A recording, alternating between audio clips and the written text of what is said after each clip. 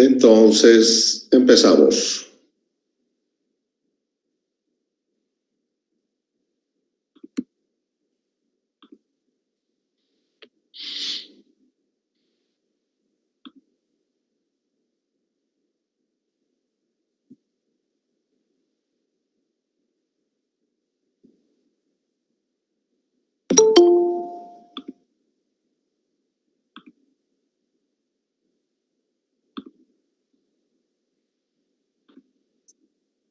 ¿Se ve, jóvenes?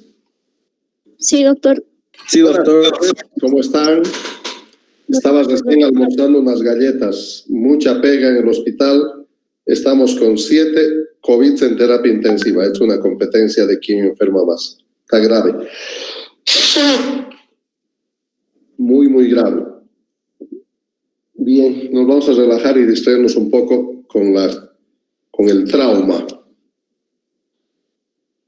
Vamos a tratar de que unos 20 minutos nos sobren para poder mostrarles el tema de control de sangrado, que son videos muy educativos.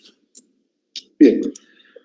Cuando nosotros vamos a atender una paciente politraumatizada mujer con datos evidentes de embarazo o no, tiene que existir un alto índice de sospecha y pensar que nosotros vamos a atender 2 pacientes y que la reanimación efectiva en uno de ellos va a surtir un gran efecto en el otro, que es el producto del embarazo. Por lo tanto, uno tiene que estar siempre pendiente de sospechar el embarazo en una mujer joven que está sometida a un riesgo de un accidente, un politraumatismo, una caída, un balazo, una agresión, explosiones.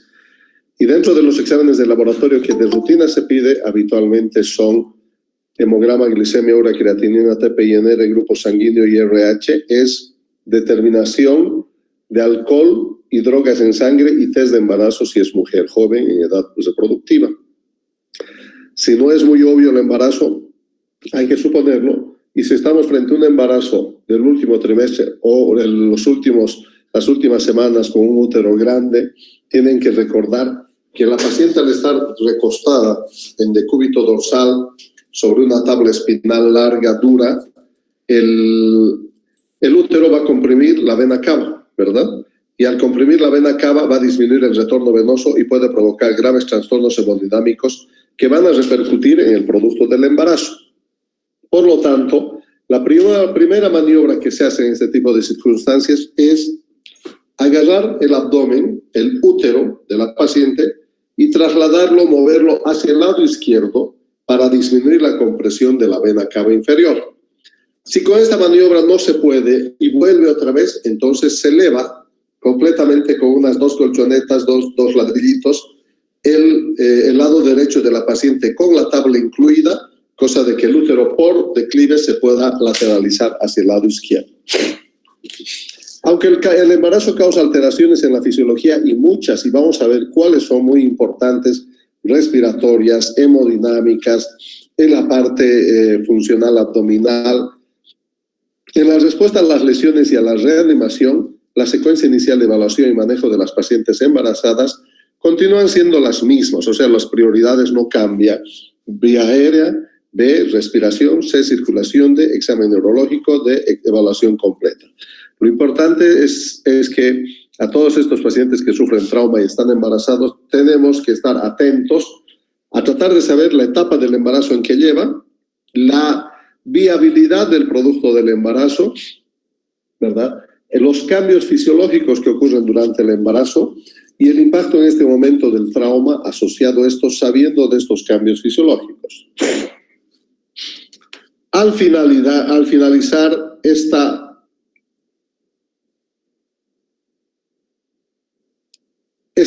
sesión, los objetivos de la discusión interactiva, no se olviden, esta no es una conferencia interactiva, sino la idea es una discusión. Usted estará capacitado en reconocer que la secuencia de evaluación y manejo inicial de la paciente embarazada es el mismo para todos los pacientes que sufren trauma. Identificar los cambios fisiológicos. Perdón, voy a contestar un breve mensaje.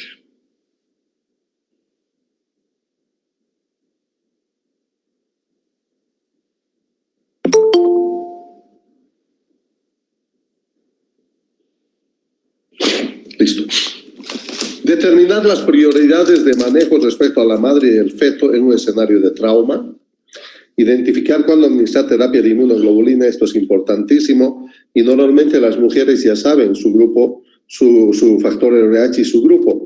Y existe un grupo especial con los factores RH negativos que en combinación con un varón RH positivo va a sufrir serios problemas de isoinmunización si no se han tomado medidas. Normalmente el primer embarazo condiciona la aparición de anticuerpos, de la reacción del complejo antígeno-anticuerpo. Esto se conoce como isoinmunización materno-fetal. ¿Y qué ocurre? Que con el segundo embarazo entonces se desconoce al producto del embarazo, que sería negativo, ¿verdad? RH negativo a la mamá, y podría producirse graves reacciones de isoinmunización. Por lo tanto, es importante saber cuándo vacunar. Y finalmente, reconocer los signos de violencia intrafamiliar, ya que es una causa potencial de trauma también en la mujer y en la mujer embarazada. Es una mujer de 35 años de edad. ¿Continúas, Steffi? Mecanismo de lesión. Mujer de 35 años que va a urgencias. El esposo reporta que ella se resbaló por las escaleras. Aparentemente la paciente se encuentra en segundo trimestre de embarazo. Injury, inconsciente, síntomas y signos sin reporte, tratamiento inmovilizada en tabla rígida espinal. Muy bien. Entonces, del MIST llama la atención de que una mujer de 35 años se resbala por las escaleras. Es posible por el estado avanzado del embarazo, pero no descartar otras cosas. Siempre vamos a buscar sospechas de lesiones y observamos la imagen. Es importante escudriñar con detalle la imagen. ¿Qué vemos? ¿Qué no vemos? Acá vemos dos enfermeras con una paciente embarazada. ¿Qué más? La lateralización a la izquierda de la paciente. ¿Con qué? Parecen dos almohadillas. Dos almohadillas, ¿verdad? Y claramente se puede visualizar la matriz, el útero hacia el lado contralateral. Parece que fuera la mujer, la obstetra que está auscultando, la enfermera al lado derecho. Sus extremidades se ven bastante tónicas y en posiciones como muy acomodadas y fisiológicas. Estos detalles son importantes, ¿verdad? Para mí esa posición es una posición fisiológica de protección del útero embarazado, ¿verdad? De la mamá. Y el brazo derecho es una posición de defensa fisiológica. Cuando el paciente está inconsciente, los brazos están donde sea, a un lado, en rotaciones no habituales, ¿no? Entonces acá obviamente es una foto, una pose, pero son estos detalles que te llevan a plantear cuando eres un buen observador de lo que está sucediendo. Después de eso no veo nada extraordinario. Ambas están protegidas con equipos de protección personal. El monitor está a este lado. Hay una saturación de 97 que se puede visualizar con claridad. No se ve el oxímetro de pulso, pero si ustedes alcanzan a ver en el monitor ahí ese número. Después, ¿qué más? Los cinturones, bastante bien, de muslo-cadera. ¿Cómo puede el embarazo afectar la realización de la revisión primaria? Normalmente, en la medida que el útero se va haciendo intraabdominal, hasta las 12 semanas aproximadamente es pélvico, hasta las 25 es a nivel umbilical y luego empieza a subir hasta la región subcostal. Por lo tanto, en la medida que va aumentando, mecánicamente va a ir desplazando las vísceras hacia la parte superior. Primer cambio anatómico. Este desplazamiento hacia el fondo, hacia la parte superior de los cuadrantes superiores del abdomen por el efecto del útero embarazado, va a provocar también una compresión de distal a proximal del estómago, y esto asociado a los cambios hormonales producto de la progesterona que provoca un enlentecimiento en el vaciamiento gástrico. Puede haber cierto grado de retención de contenido y en caso de un vómito y en la posición horizontal que se encuentra podría ser causa de broncoaspiración. ¿Qué más nos puede afectar en la revisión primaria? Que ante la evaluación el examen DEA es absolutamente el mismo que en cualquier paciente de cualquier sexo y edad, no hay ningún problema. En B la respiración se va a ver bastante limitada y eso podemos ver por la compresión y en los estadios avanzados del embarazo, por la compresión, la elevación de los diafragmas y la limitación de la expansión pulmonar, esto es reflejado en los cambios a nivel de la PaCO2 y la CO2, con disminución de la SaTO2. ¿Qué información, qué más en C? Tenemos que ver de que el útero grande, tercer trimestre, como dice, de embarazo, entonces va a comprimir la vena cava y tenemos que rápidamente hacer una maniobra que nos permita desplazar la vena cava hacia el lado izquierdo y disminuir la presión a nivel intraabdominal y cava. En la parte hemodinámica, estoy ahorita con la señora del COVID, porque está muy complicado. Sabemos que existe un estado de hipervolemia fisiológica del embarazo. Esto es importante que se acuerden.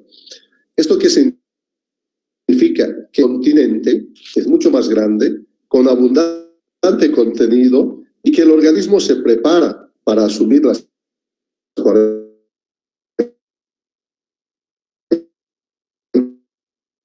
fisiológica del embarazo, que incrementa aproximadamente el volumen plasmático alrededor del 15 al 20%. ¿Qué consecuencias va a traer esto? Esta es una medida protectora de una dosis extra de volumen plasmático para soportar los requerimientos del embarazo en sus distintas etapas y estadios. Y cuando nosotros vamos a hablar de trauma, obviamente, la hipervolemia fisiológica del embarazo condiciona un estado muy particular de protección hemodinámica de la mamá, pero que inmediatamente ya va a repercutir los mínimos cambios en la hemodinamia de la mamá, va a provocar serios cambios en la hemodinamia del producto del embarazo. Por lo tanto, esta es una especie de colchón de protección, la hipervolemia fisiológica, que permite a la madre perder cierta volemia en accidentes de tránsito, pero esto obviamente va a condicionar o va a tener un efecto deleterio sobre el producto del embarazo. ¿Cómo puede el embarazo afectar los signos y síntomas de la presentación del trauma? Indudablemente que dependiendo de la edad del embarazo, los trastornos respiratorios o los trastornos hemodinámicos van a ser mucho más evidentes. Repitiendo, la elevación del diafragma con una limitación en la compliance pulmonar va a hacer que tengamos parámetros más bajos de PaO2 o un poco de elevación de la PaCO2, ¿no? A nivel abdominal, la disminución de la volemia por compresión intraabdominal del útero sobre la cava. ¿Y qué información adicional podría necesitarse con respecto al mecanismo de trauma? Es importante la proximidad del trauma en relación al factor RH y grupo sanguíneo de la madre, el número de embarazo, para planificar una eventual inmunización o una eventual vacuna o inmunización antes del trauma. Entonces, siempre es importante, antes de tomar una decisión en relación a terminar o no el embarazo. Entonces, el estado de inmunización es un factor importante a tomar en cuenta. ¿Cómo puede? Bien. Progresión del escenario. Se administra oxígeno de alto flujo a la paciente, como debería hacerse. La paciente no puede responder ninguna pregunta. Sus signos vitales son frecuencia de 28, frecuencia cardíaca de 130, PA, presión arterial de 110/50 y una GSC de 7. Entonces, la paciente no puede responder ninguna pregunta. ¿Qué opinas? ¿Qué está ocurriendo? Primero vamos a analizar esta parte de la diapositiva. Está inconsciente, habría que intubarla, doctor. Escala de coma Glasgow menor a 8. No estamos viendo todavía lo de abajo, ¿verdad? Entonces, ¿cuáles pueden ser las causas de la inconsciencia de la paciente? Un TEC, un estado de hipoxemia, alteraciones, intoxicaciones, drogas, ¿verdad?, que puedan llevar a estados de pérdida de conciencia. Pero ahora nosotros que evaluamos los signos vitales, ¿qué nos llama la atención? Está con taquipnea, taquicardia, la diferencia entre la presión sistólica y diastólica igual. La escala de Glasgow. También. Y lo que más llama la atención es una escala de coma de Glasgow de 7, que es diagnóstico de TEC severo, TEC severo. TEC grave, Sí. sinónimo de Intubación, doctor. intubación traqueal, de preferencia orotraqueal, ¿verdad? Entonces, eso es importante. Nuestra paciente está choqueada, tiene una frecuencia cardíaca de 120, datos de hipotensión arterial, taquipnea, que también puede ser perfectamente asociado con el estado avanzado del embarazo. Se administra entonces, tenemos el caso. ¿Cuáles son los primeros pasos de la evaluación inicial en esta paciente? El ABC, doctor. Siempre, ¿no? Las prioridades son las mismas. A, vía aérea permeable con control de la columna cervical. B, ventilación, respiración y ventilación y oxígeno suplementario, 10 a 15 litros por minuto. C, circulación con control de hemorragias externas evidentes. D, examen neurológico rápido, Glasgow. Y E, una exposición completa. ¿Por qué es importante administrar oxígeno a alto flujo y de preferencia con una bolsa de recirculación o un ambú?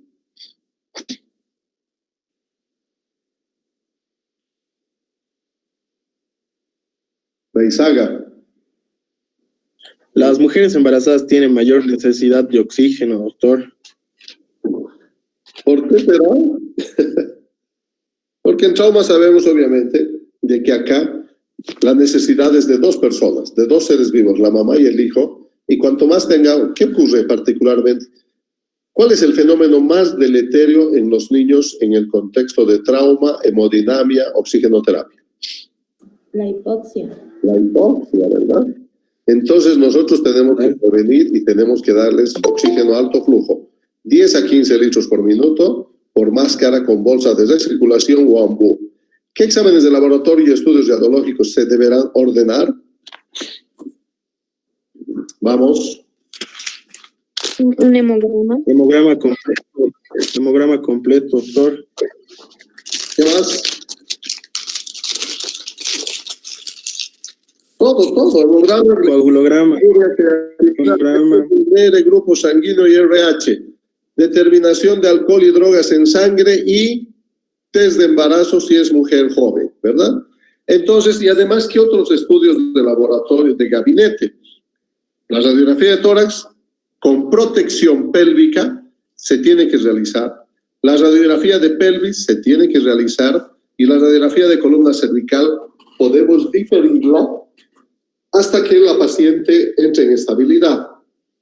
Además de eso, podemos hacer un FAST abdominal para evitar la presencia del líquido libre y obviamente una ecografía obstétrica para ver la vitalidad fetal. Para nosotros es importante además recurrir a los anexos de la revisión primaria que son monitor electrocardiográfico, oxímetro de pulso, tensiómetro para medir la presión arterial, sonda nasogástrica, muy importante en la mujer embarazada por ese estómago lento y retencionista que tiene, una sonda urinaria, una radiografía de tórax, una radiografía de pelvis, radiografía de columna cervical y los exámenes de laboratorio que de rutina siempre se hacen. Y apenas ustedes han detectado que la paciente está embarazada, tenemos que comprometer la participación del obstetra. Eso es lo importante, el perinatólogo, el obstetra, que estén atentos a la tocomonitorización que se llama, para ver el estado en que se encuentra el producto del embarazo. Y localmente ya les va a tocar en gineco cuando vayan a revisar el próximo año. Es importante en la revisión si hay o no líquido libre en la ropa interior que haya mojado, qué características tiene este líquido, si es hemático, eso es distinta a la interpretación a un líquido clarucho, y si de repente además de eso encuentran como un moco, ¿verdad? Entonces estamos hablando de eliminación del tapón mucoso, y cuando eso sucede ya estamos hablando de inicio del trabajo de parto. Y si además de eso vemos que ahí te dice ha habido una mancha muy considerable de líquido medio lechoso que ha salido por mis partes, te dicen los pacientes, entonces ahí tú tienes que ya plantear la ruptura de membranas, ¿verdad? Que ya es sinónimo también de inicio del trabajo de parto y obviamente que esa paciente se tiene que hospitalizar. Mientras la evaluación y el manejo de la madre continúa, ¿cuáles pasos se deben realizar para evaluar el estado del feto?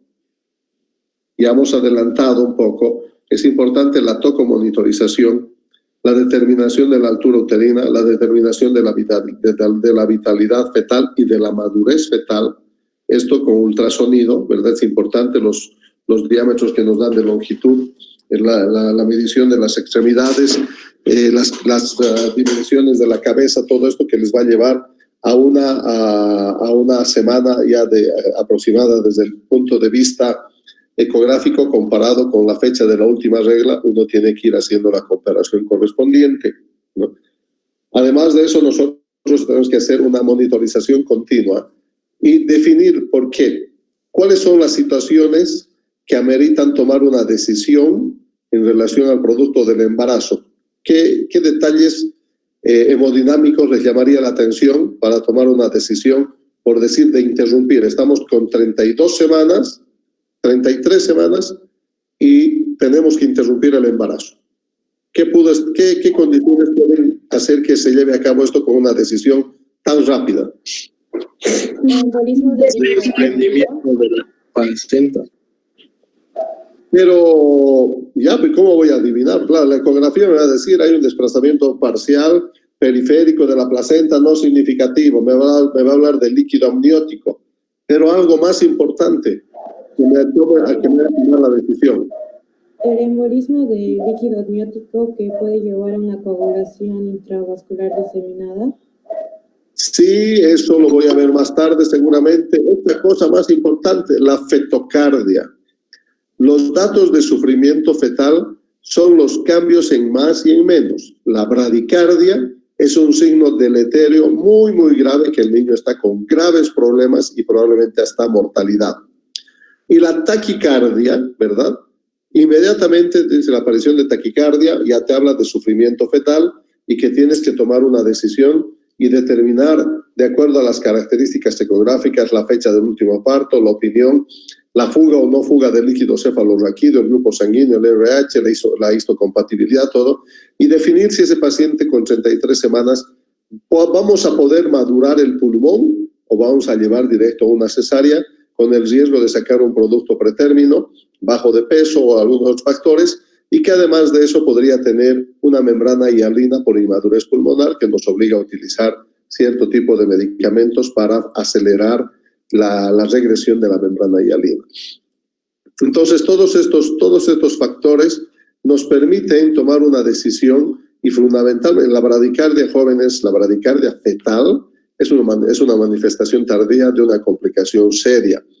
Y otro de los datos es que la mamá te dice, y tú tienes que orientar y preguntar en relación a los movimientos fetales. Hace 6 horas que no se mueve, es un signo de peligrosidad que debería haberse traducido como complicación del trauma en la ecografía, reportar desplazamiento, reportar desprendimiento parcial total de la placenta, clínicamente fugas de líquido claro a través del canal del parto. Y progresa el escenario. Se intuba a la paciente, tenía indicación debido al bajo puntaje en la escala de coma de Glasgow. Ahora su presión arterial es de 90-60, el pulso de 130 y se obtiene acceso endovenoso. ¿En qué parte? De preferencia. Extremidades superiores. Antebraquiales, las venas basílicas, cefálica, habitualmente. Se administra un litro de cristaloide, se desplaza el útero a la izquierda. La paciente responde a la administración, fíjense, le ha puesto un litrito de cristaloide, la frecuencia cardíaca bajó a 100 por minuto. ¡Wow! Parece que solamente era el útero agrandado que estaba apretando, fíjense, baja a 100 latidos por minuto y hay una muy buena respuesta desde el punto de vista hemodinámico. ¿Qué otros exámenes son importantes en una paciente embarazada? Luego de obtenido la estabilidad, nosotros hemos reevaluado a nuestra paciente, hemos resuelto ¿verdad? Con una vía aérea definitiva que estaba recomendado por nuestro diagnóstico de TEC grave, TEC cerrado grave. ¿Y qué había sido vía aérea definitiva? Es un tubo en la tráquea por debajo de las cuerdas bucales, con el globo o el manguito insuflado, conectado a una fuente de oxígeno y debidamente asegurado en el paciente. Una pequeña corrección, obviamente. Está muy bien, jóvenes, los felicito. Este es un gran avance. Que es un tubo colocado en la tráquea, punto, con un balón inflado por debajo de las cuerdas vocales. Es ahí donde va la frase, que el balón está por debajo de las cuerdas vocales, ¿verdad? El resto está perfecto, yo los felicito, está muy bien. Hemos obtenido una vía aérea, hemos hecho en B, probablemente en esta paciente por el mecanismo de lesión, una radiografía de tórax con protección pélvica, con placas de plomo para evitar irradiación al producto del embarazo. Además de esto, seguramente podemos pensar en hacer un FAST, un EcoFAST, un lavado peritoneal diagnóstico o una tomografía. El FAST fácil, cuatro celdas a ubicar, la hepatorrenal a la derecha, periesplénico, subsifoideo y aquí es mujer, fondo de saco recto vesical o de Douglas, ¿verdad? La mujer tiene Douglas, el varón no. Entonces, hacemos nuestro estudio. Si el embarazo está en el tercer trimestre, el embarazo se lo ve bastante grande, va a ser difícil hacer un lavado peritoneal diagnóstico en la línea media. Podríamos intentar hacerlo muy alto, pero pienso de que un FAST va a tener mayor rendimiento. Tenemos que hacer además de eso durante lo que es el eventual uso de tomografía. Es de vital importancia cuando uno está sospechando lesiones retroperitoneales o de vísceras macizas. En C, estamos haciendo todos los exámenes de rutina, más determinación del grupo sanguíneo y RH para definir la isoinmunización y determinar si nosotros vamos a vacunar a la madre contra el factor RH. Y lo más importante es que pequeños sangrados en la madre, y particularmente a nivel uterino, en los desprendimientos, podría condicionar el paso de lo que es mínimas cantidades de sangre de la madre al niño y provocar el fenómeno de isoinmunización. ¿Qué otros exámenes vamos a pedir? Es una radiografía de pelvis, siempre con la protección. Ahí tenemos radiografía de columna cervical, la tomografía ante una eventual sospecha de trauma abdominal. En D, un examen neurológico rápido, hemos visto que está con un TEC, con una grave escala de coma de Glasgow de 7. La tomografía es de vital importancia para definir la presencia de hematomas epiosubdurales que requieran un manejo quirúrgico de inmediato. Por lo tanto, la interconsulta con el neurocirujano ya, la interconsulta con el obstetra ya, con el perinatólogo de inmediato. Y en E hacemos una exposición completa y vamos a revisar a la paciente por delante y por detrás y siempre lateralizándola hacia el lado izquierdo. Prosigue el escenario. Múltiples hematomas antiguos. Ojo, sigan leyendo. Lean. Rayos X de tórax, fractura antigua de clavícula cicatrizada, inconsistencia en la historia del accidente proporcionada por el esposo y por los diferentes miembros de la familia, tomografía de cráneo, contusiones intraparenquimatosas pequeñas, moderada cantidad de sangre en espacio subaracnoideo, se realiza consulta con neurocirugía y se decide transferir a la paciente a unidad de cuidados intensivos para monitorización. Abuso, doctor. A ver, vamos analizando qué opinan de los múltiples hematomas antiguos, o sea, de los dos primeros párrafos. Violencia doméstica, doctor. Muy bien. Lo mismo, ¿no? Una cosa muy parecida que nos pasó con el niño. Entonces, si estas cosas no las buscamos, vamos a dejar que pasen desapercibidas y vamos a tener problemas durante la evaluación el proceso de la evaluación primaria y la secundaria. Hay una inconsistencia y esto es clásico. Normalmente el agresor está presente en el ambiente donde procura no salir para causar presión sobre el paciente si está consciente o la familia o los niños, y que existen diferencias en relación al hecho de este momento o hechos sucedidos previamente.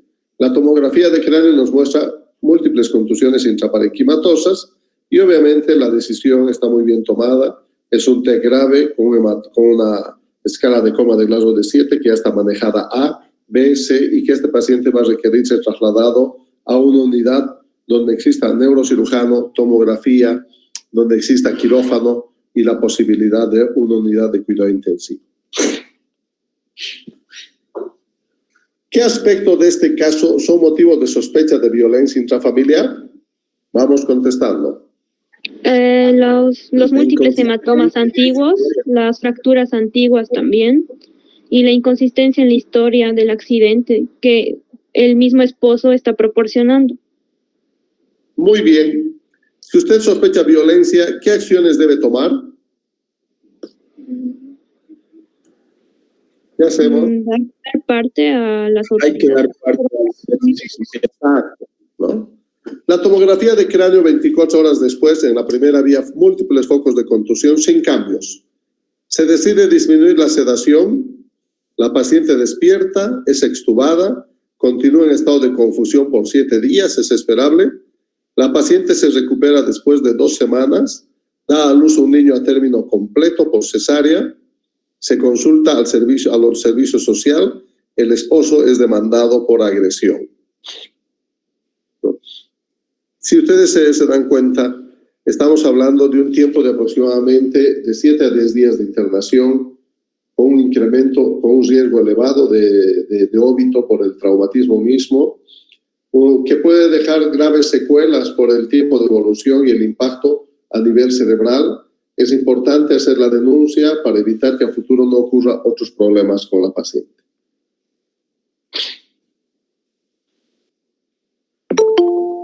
Es importante reconocer que la secuencia de evaluación y manejo inicial de la paciente embarazada es el mismo para todos los pacientes, lo hemos dicho. Saber, reconocer e identificar los cambios, taxonomía de Bloom, que es importante, criticar, razonar, crear, y sus impactos en una reanimación exitosa de la madre y el feto. Determinar las prioridades de manejo respecto a la madre y al feto en un escenario de trauma.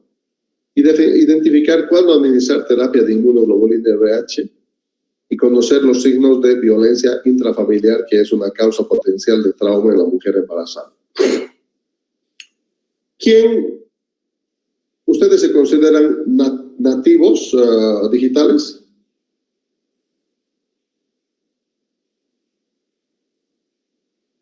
Hola. ¿Cómo, doctor?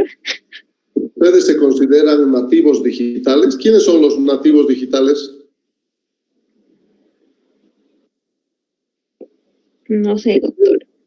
Ustedes son jóvenes nativos digitales, gente que ha nacido en la era digital, ¿verdad? O sea, los nativos digitales se mueven en el contexto de los iPad, de las tablets, de los iPhone, de los teléfonos celulares, toda tecnología que por naturaleza y época normalmente incorporan estas habilidades digitales con una facilidad impresionante que no la tiene la persona que tiene 60 años o más en este momento. Entonces, el ser un nativo digital te permite incorporar, te permite captar, te permite razonar y tomar decisiones en base a esta información mucho más rápido que lo que fuera una persona que ha estudiado solamente por libros. Me acordé del nativo digital a propósito de ustedes. ¿Y quién fue el que acuñó el término de nativo digital? Pues tiene que ser su papá de ustedes, ¿verdad? Y tienen que saberlo.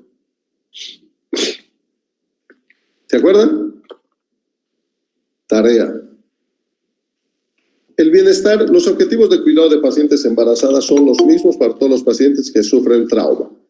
Entender los cambios fisiológicos del embarazo es clave para la resucitación exitosa de la madre y del feto, ¿verdad? Entonces, hemos visto algunos en la parte hemodinámica, en la parte respiratoria, el filtrado glomerular que también disminuye por el efecto de la compresión y el efecto hormonal, el hilio, el vaciamiento gástrico retardado, el tema de la separación de la sínfisis del pubis por efecto hormonal, preparándose para el tema del trabajo de parto. Y el bienestar fetal depende del resultado exitoso de la resucitación de la madre. Primero, nosotros tenemos que resucitar a la madre y si hacemos un buen trabajo, el producto del embarazo va a ir muy bien. Todas las embarazadas RH negativas que presentan traumatismo, por más mínimo e insignificante que parezca, tienen que recibir inmunoglobulina RH, a menos que la herida esté demasiado alejada del útero. Es como la mordedura por perro no conocido o poco sospechoso, que si le muerde el tobillo no le inicies vacuna, a no ser que existen datos muy evidentes de que pueda tener la enfermedad. Es una cosa más o menos así parecida. En cambio, con la mordedura está muy cerca de la cabeza, la vacunación es inmediata, y más aún si el estado del animal es desconocido. En este caso igual, por más mínimo que signifique el trauma, se tiene que hacer vacuna con anti-RH. La violencia intrafamiliar es la mayor causa de trauma en mujeres durante toda su vida y siempre debe ser considerada como causa de trauma. Preguntas.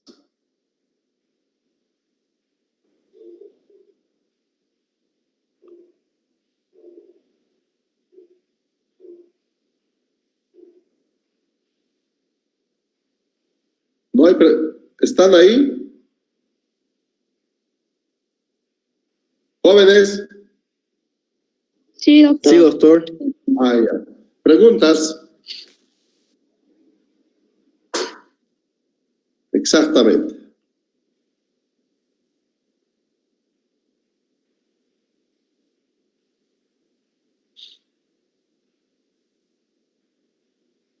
Bien. Uno de los cambios fundamentales en la 10ª edición es esto, parar el sangrado. Y para el control del sangrado existen una serie de accesorios que los vamos a pasar a ver. Lo que todos deben saber para controlar el sangrado. Este es un plus del curso. Este es el programa educativo del esfuerzo compartido. Fíjense quiénes son. El Comité de Trauma del Colegio Americano de Cirujanos, Hartford Consensus, el Comité de Táctico y Combate, estos son es otra unidad del Colegio Americano. Los NAEMED son los técnicos médicos de Estados Unidos, la Asociación de Médicos de Emergencia y Técnicos, que estos son los responsables del PH-ATLS, es producto de que este panorama del sangrado lo dan fundamentalmente en el pH. Este programa se enfoca en la respuesta inmediata al sangrado, el reconocimiento del sangrado que pone en riesgo la vida, las formas apropiadas para parar el sangrado que vamos a conocer ahora. La ayuda entregada por un respondedor inmediato siempre puede hacer una diferencia entre la vida y la muerte, aún antes de que los rescatistas profesionales lleguen. Con el entrenamiento adecuado usted puede ayudar a salvar vidas. Algunas de estas, listo. ¿Por qué necesito este entrenamiento? Primero, porque existen lesiones relacionadas al trabajo que pueden condicionar estados de pérdida de volumen, tiroteos masivos. Actualmente estamos viviendo situaciones, ahora en la pandemia menos, ¿verdad? Pero situaciones donde existen agresiones, traumas, lesiones domésticas, como hemos visto, niños, adulto mayor, mujer, que pueden implicar pérdidas de sangre, accidentes automovilísticos como la primera causa de trauma en el adulto, bombardeos en sitios de guerra, ¿no?, que había en este momento todavía en el sector de lo que es Irak, Irán, la Franja de Gaza, todo este sector, ¿verdad? Con más frecuencia se escuchan los tiroteos, Israel. Y lo más importante es garantizar su propia seguridad. El primer criterio para hacer triaje por un experto en triaje es garantizar la propia seguridad. Ustedes, yo sé que lo saben, que son nativos digitales. ¿Qué características tiene un perro de ciego?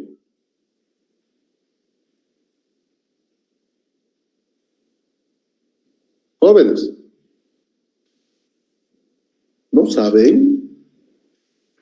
Un perro de ciego, jóvenes, primero que es un perro costosísimo, que aproximadamente puede estar el costo entre 20 y 30 mil dólares, que tiene una vida promedio de 7 a 10 años, después del cual no se muere, sino pierde las habilidades. El perro piensa por su amo, actúa por su amo, lo mueve sabe interpretar las reacciones de la persona, y en base al perfil psicológico y emocional han entrenado a este animal por ese monto, y este animal es capaz de trasladar a su amo al banco, llevarlo a su dueño de aquí para allá con mínimo riesgo. Después de 10 años aproximadamente tiene que ser reemplazado por otro perro porque va perdiendo sus habilidades de olfato y todo el perrito. Es lo mismo el oficial de triaje. Hoy día, yo cuando hablaba en el hospital y les mencionaba que tener un oficial de triaje en un hospital es como haberse sacado la lotería. Un oficial de triaje es un perro entrenado. El oficial de triaje es aquel profesional que con una mirada, con una maniobra, es capaz de tomar decisiones que van a salvar la vida de cientos de personas, de muchas personas, en accidentes múltiples o en desastres masivos, donde él es portador de unas tarjetas de colores, ¿no?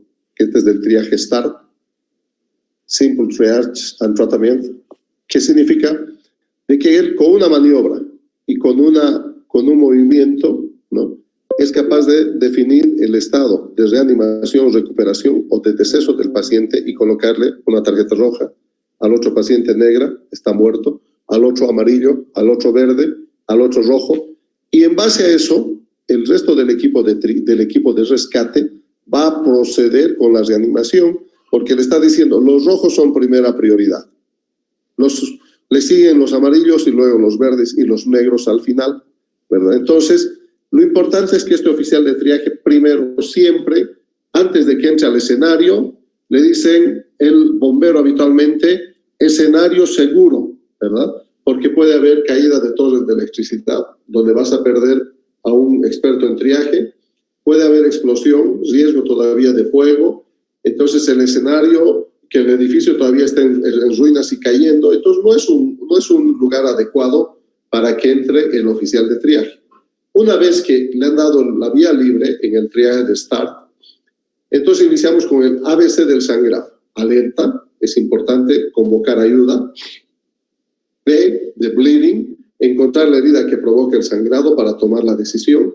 Y C, compresión. La primera medida siempre va a ser una compresión para detener el sangrado, con un apósito, con una compresa, con un pañuelo, con un vendaje suave hemostático no isquemiante, cubriendo la herida con un trapo limpio y aplicando presión directa sobre la herida con las dos manos, o usar un torniquete o un empaquetamiento, un rellenado, que van a ver hoy día, de la herida con gasa o con un trapo limpio y luego aplicado presión, o con unas gasas de guerra hemostáticas que son fabulosas, que los vamos a ver. Escenario seguro. Antes de ofrecer ayuda, se debe garantizar la seguridad de quien presta ayuda, ¿verdad? Si quien ayuda se lastima, no podrá ayudar a la víctima, y lo peor es que vas a perder un oficial de triaje. Estás perdiendo al perro del ciego. Por lo tanto, se deben iniciar los cuidados solamente si el sitio del incidente es seguro para realizar el trabajo. Y normalmente, a ver, ahora les comento esto, a ver si cuando lo lleven el tema les expliquen así. El oficial, el bombero o el policía, que es el primero en llegar, determina los círculos de acción, ¿no? Pone con cintas plásticas amarillas y negras peligro, delimita el círculo de acción. Luego se aproxima y con una voz alta dice, todas las personas que puedan levantarse por sí solas o con la ayuda de su vecino, háganlo en este momento y se dirigen por su mano izquierda hacia el círculo naranja siguiente. Listo. El 70% de los accidentados se paran. Esto es triaje, jóvenes, ¿no? Se paran solos o con la ayuda del vecino y se van. Entonces nos queda un 30%, y habitualmente eso es lo que se dice, que en un grupo grande, masivo o múltiples accidentados, normalmente el 70% tienen lesiones mínimas o moderadas y que van a poder retirarse por sus propios medios, ¿no? Una vez definido esto, entonces entra el oficial de triaje cuando le dicen escenario seguro y procede a hacer el triaje con el grupo de pacientes que quedan. Por lo tanto, se deben iniciar los cuidados solamente si el sitio del incidente es seguro para realizar el trabajo. Te espero en mi consultorio, ya estoy por terminar mi clase. Si en algún momento su seguridad está en riesgo, debe alejarse del peligro y encontrar un lugar seguro. De igual forma, se debe proteger de posibles infecciones y todo. Alerta. Siempre pidan ayuda. No se hagan a los héroes y cuanto más gente convoques vas a tener mejores resultados. Sangrado. Encontrar el lugar del sangrado, descubrir la herida y remover. Podemos encontrar un sangrado así tan evidente como este, profusamente por la herida, o una herida, una sangre que empapa la sábana por una fractura expuesta de pierna, con huesos, músculos, lesión vascular evidente, ¿se fijan? Podemos ver heridas que pueden causar la muerte por sangrado, ¿se acuerdan? Dijimos en las extremidades, lesiones que comprometen los elementos vasculares de los pliegues, la ingle, los tobillos, los muslos en la región alta, y fíjense, es la causa más frecuente de muerte prevenible por la lesión.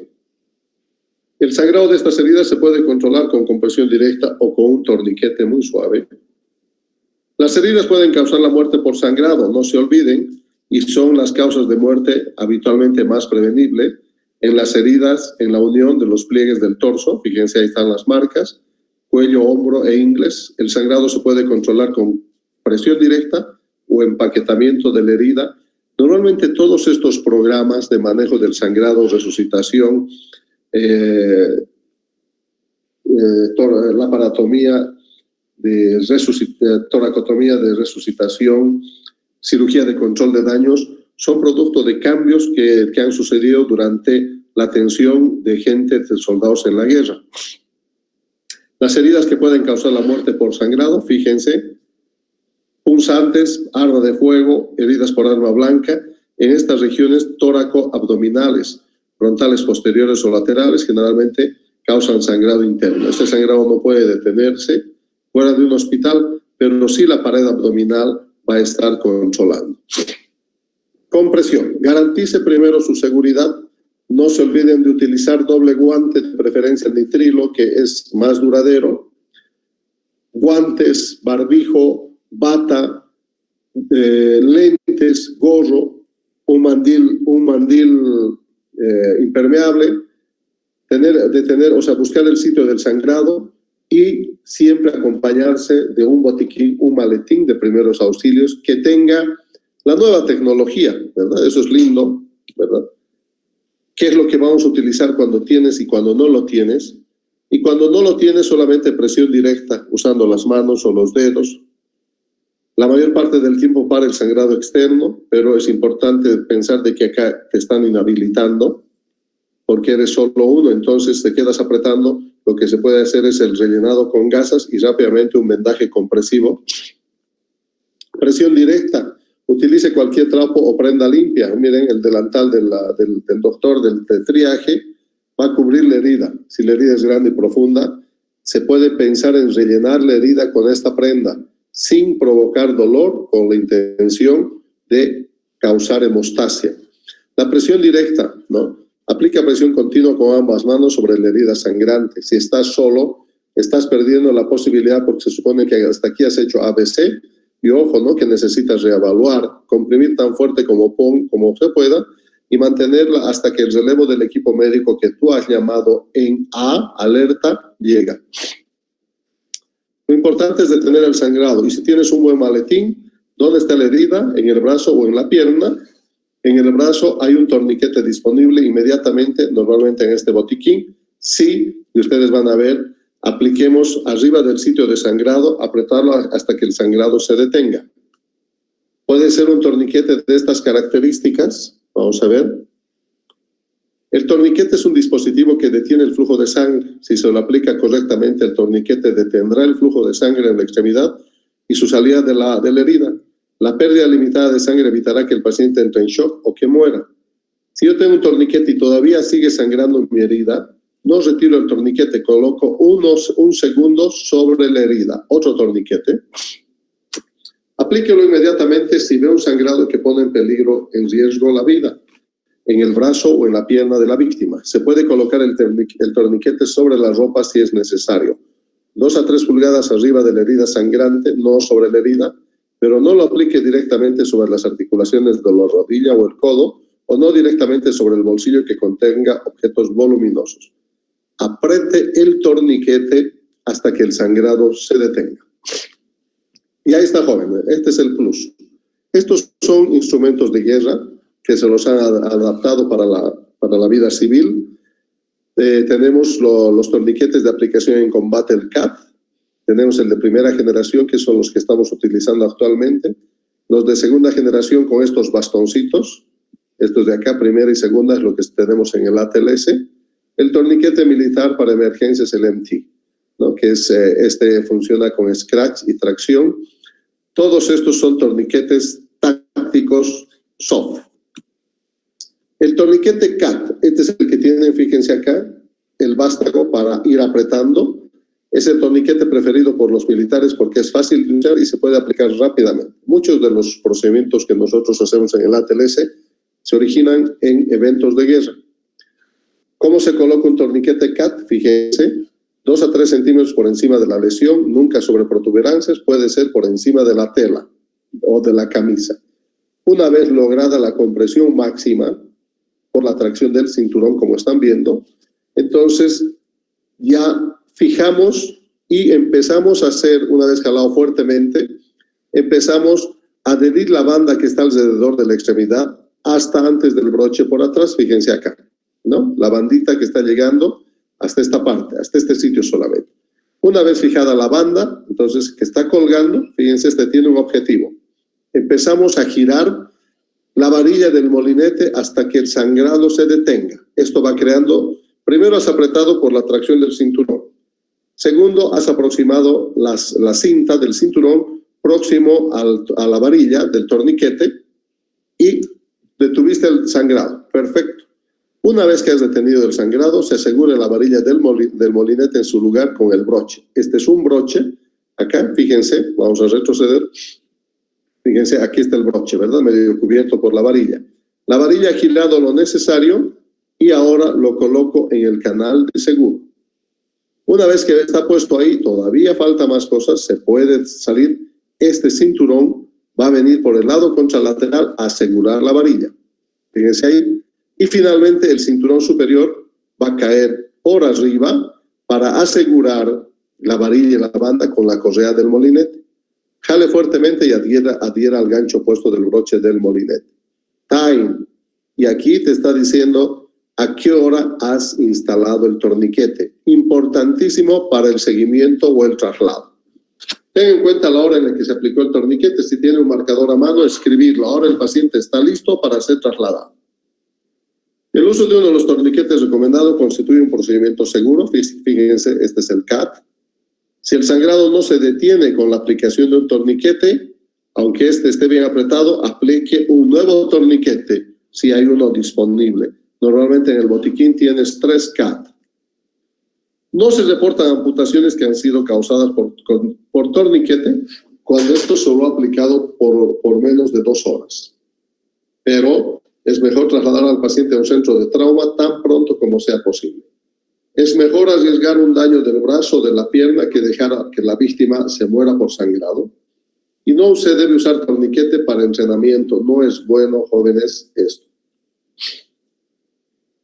El dolor causado por el torniquete es intenso. Es necesario esto. El dolor no significa que se ha puesto el torniquete incorrectamente, sino que sencillamente no lo puedes aplicar en vivo como práctica. Es extremadamente doloroso y peligroso. Lo ideal siempre es utilizar un brazo, una pierna de simulación. Los errores comunes son no usar un torniquete y esperar demasiado largo tiempo y someter en riesgo la vida. No apretar lo suficientemente los torniquetes y no usar un segundo torniquete. No intentes reubicar o remover el primer torniquete. Está logrando controlar parcialmente el sangrado. El segundo se va a asegurar. Cuando sea necesario, remover un torniquete. Y solamente el paramédico o alguien experto.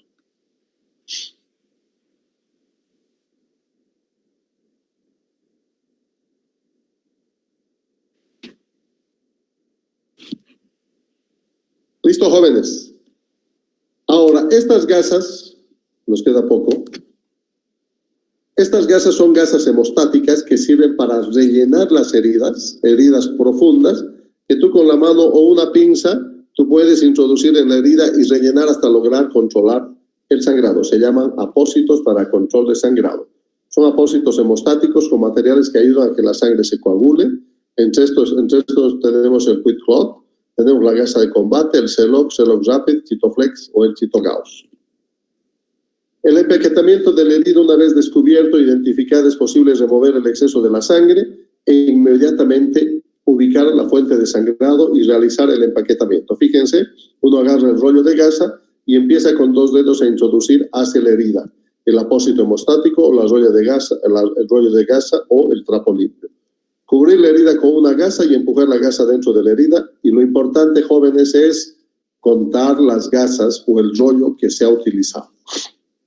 Esta es la técnica del empaquetamiento. La gasa no va a entrar por presión, jóvenes. Esto no es un cono donde debe entrar la gelatina. La gasa la tienes que introducir con los dedos y tomando con la mano izquierda el resto del rollo.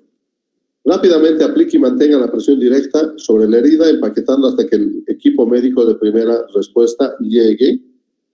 Si el empaquetamiento y la presión directa iniciales no detienen la hemorragia, inserte un segundo apósito sobre el primero y continúa haciéndolo hasta lograr controlar el sangrado. Práctica para empaquetar. El control de sangrados en niños, en todos menos en los niños extremadamente pequeños, se puede usar el mismo torniquete que se usa en los adultos. En infantes o en niños muy pequeños, la presión directa sobre la herida es más que suficiente. En el caso